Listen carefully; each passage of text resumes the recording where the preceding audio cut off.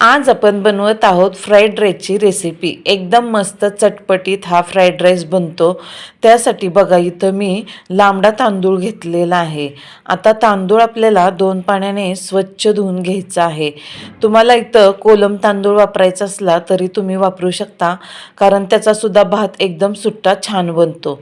आता आपल्याला तांदळात पाणी ओतून आहे ना तांदूळ धुवून घ्यायचा आहे।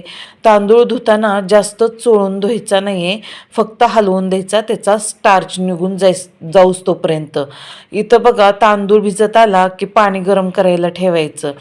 आता आपण तांदूळ अर्धा तास भिजत ठेवलेला होता, तर इथं आता पाणी गरम करायला ठेवलेलं आहे। पाण्यात आपल्याला मीठ आणि अर्धा चमचा तेल घालायचं आहे आणि पाण्याला जरा उकळी यायला लागली की मग त्याच्यात हा अर्धा तास भिजलेला तांदूळ आपल्याला घालायचा आहे। गॅसची आच आपण फुलच ठेवायची आहे, म्हणजे तांदूळ पटकन शिजून निघतो। आपल्याला जास्त उशीरपर्यंत शिजवायचा नाही आहे, फक्त 15 मिनटं शिजत ठेवायचं आहे। 15 मिनटात छान तांदूळ शिजतो, कच्चा पण राहत नाही आणि फार असा तुटलं पण जात नाही। तर बघा आता तांदूळ होत आलेला आहे। तांदूळ चांगला शिजला की काय करायचं आहे, आपल्याला गॅस बंद करून हा एखाद्या चाळणीवर ओतून घ्यायचा आहे। चाळणीवर ओतून घ्यायचा, नंतर काय करायचं आपल्याला असा पसरून घ्यायचा आणि साईडला ठेवायचा काढून। आता इथं बघा कढई गरम करत ठेवली ती, त्याच्यात मी आता हे 2 अंडी घेतल्यात वाटीत। वाटीत 2 अंडी घेतली, थोडं मीठ घातलं आणि ते चांगलं फेटून घेतलंय। कढई गरम झालेली आहे, त्याच्यात मी 1 पळी तेल घातलेलं आहे। तेल असं कढईने पसरून घ्यायचं, म्हणजे आपण फ्राईड राईस बनवताना चिटकत वगैरे नाही। आता हे अंडं ह्याच्यात ओतून घेतलं बघा, आणि काय करायचं खालनं कच्चंच असताना पलटी करायचं आहे। आणि आपल्याला जास्त भाजायचं नाही आहे, आपण ऑमलेट बनवतो तसं असं अर्धवट भाजून घ्यायचं आहे आणि नंतर असा झाऱ्याने किंवा चमच्याने त्याचे असे छोटे छोटे तुकडे करून घ्यायचे आहेत। आता हे आपण एका साईडला काढून घेतलेलं आहे। आता कढईत तेल होतं ना, त्या तेलात मी 2 छोटे बारीक कांदे लांबडे चिरले होते ते घातले आणि सिमला मिर्च घातली। ही 2 मिनटं छान तेलात परतून घ्यायचे आपल्याला, म्हणजे सिमला मिर्च पण सॉफ्ट होते आणि कांदा पण सॉफ्ट होतो। तर बघा 2 मिनटं परतून झाले, त्याच्यात आपण हा एकदम बारीक चिरलेला कोबी घालायचा आहे आणि टॅमॅटो घालायचा आहे।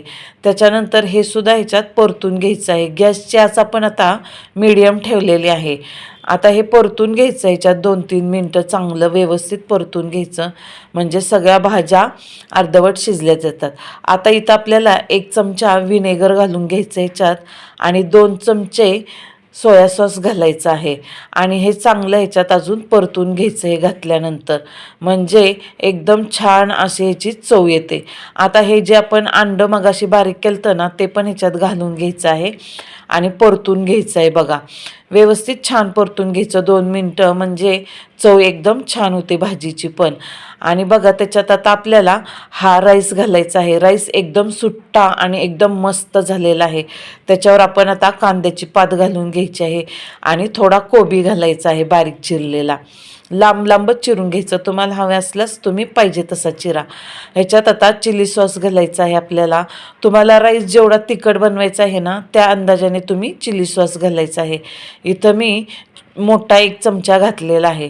आता आपण ह्याच्यात थोडंसं मीठ घालून घ्यायचं आहे, चवीनुसार थोडं मीठ घालून छान व्यवस्थित परतून घ्यायचं। बघा हा आहे ना फ्राईड राईस एकदम सुंदर होतो। आणि तुम्हाला जर व्हेजिटेबल फ्राईड राईस बनवायचा असेल ना, तर तुम्ही याच्यात बीन्स आणि गाजराचा वापर करायचा। तर बघा आता फ्राईड राईस आपला तयार आहे, एकदम मस्त चटपटीत झालेला आहे। वास तर असा घमघमाट सुटलेला आहे आणि चव तर काही सांगूच नका। तुम्ही बघितलं ना की रेसिपी बनवाल, काही जास्त सामान लागत नाही, काही नाही। ही रेसिपी आवडल्यास लाईक आणि सबस्क्राईब जरूर करा।